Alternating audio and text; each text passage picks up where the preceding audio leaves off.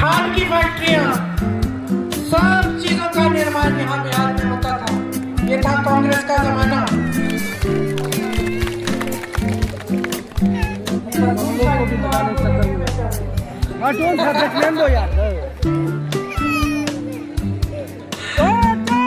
सम्मान नहीं है आज, नियत ठीक नहीं है बहनों, आपके लिए विकास करने की नियत नहीं है।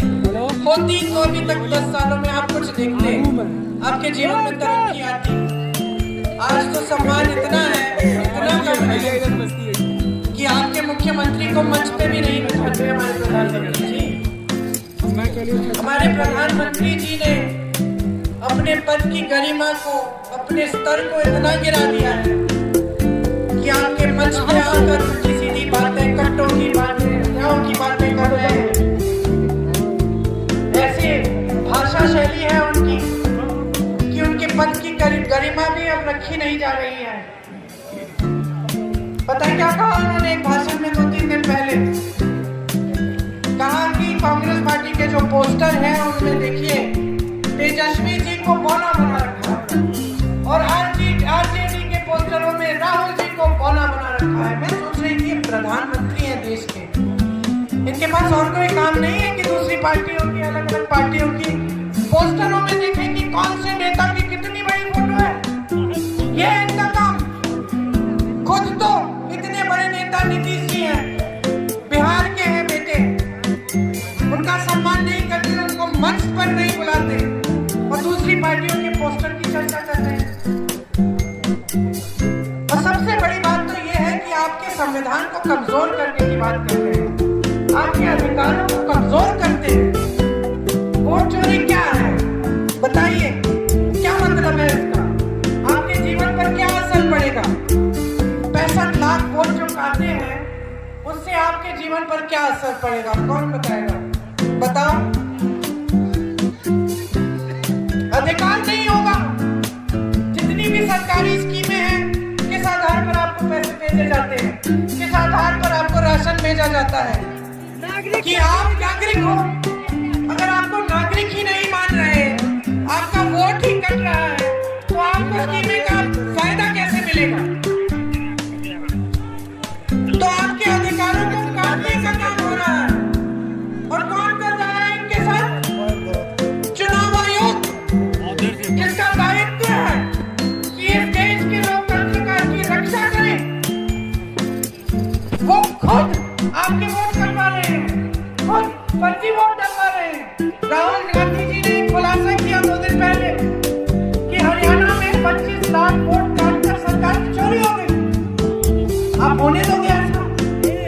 आपने यहाँ से 65 लाख वोट काटे हैं।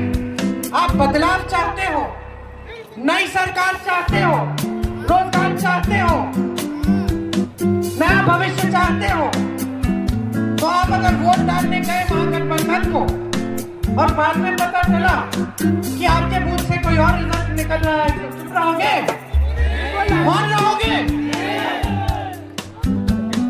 कि अपने अधिकारों के लिए लड़ोगे, खड़े होगे अपने पूर्वजों की तरह?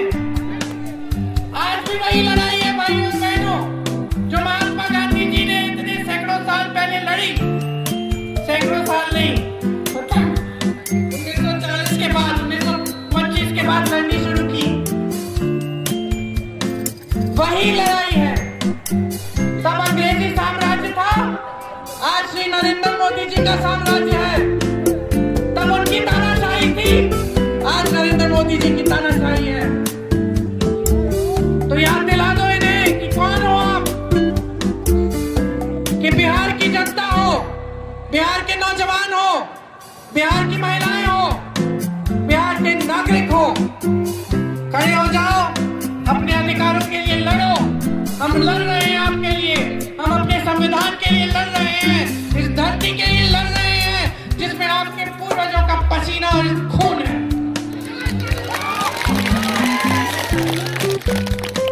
और इसके साथ आपके पूर्वजों के साथ हमारे पूर्वजों की भी शहादत इसी जमीन के लिए है। उनका खून भी इस जमीन में है और वो खून कभी व्यर्थ नहीं होना चाहिए। नहीं, आप अपने पूर्वजों ने आपके लिए क्या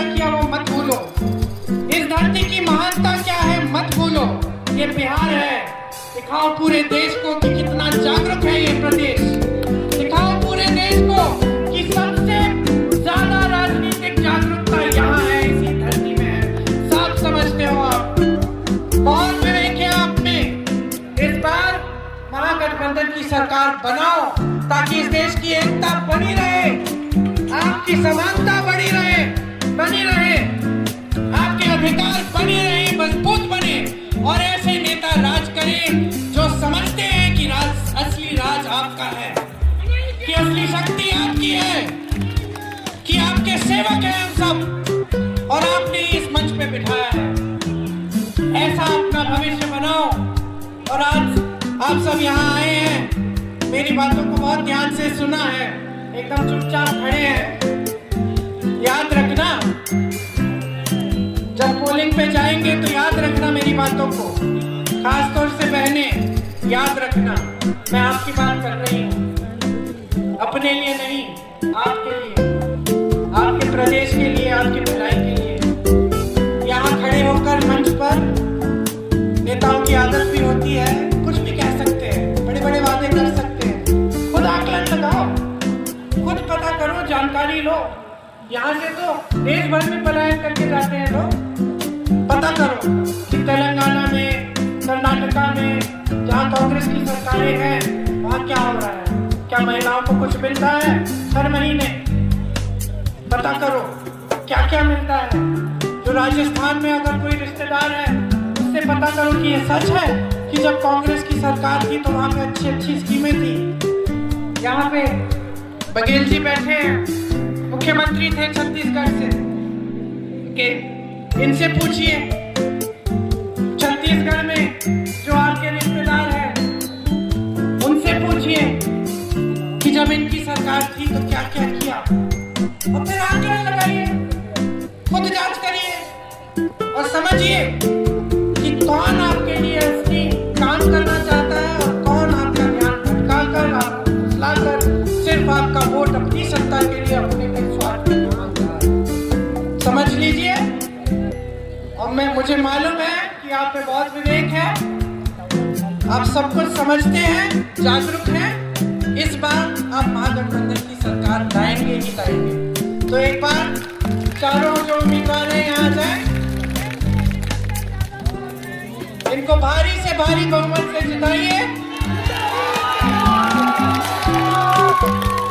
एक बार जोर से मेरे साथ कहिए, बिहार की धरती की जय, बिहार की धरती की जय, बिहार की धरती की जय, जय हिंद, जय हिंद।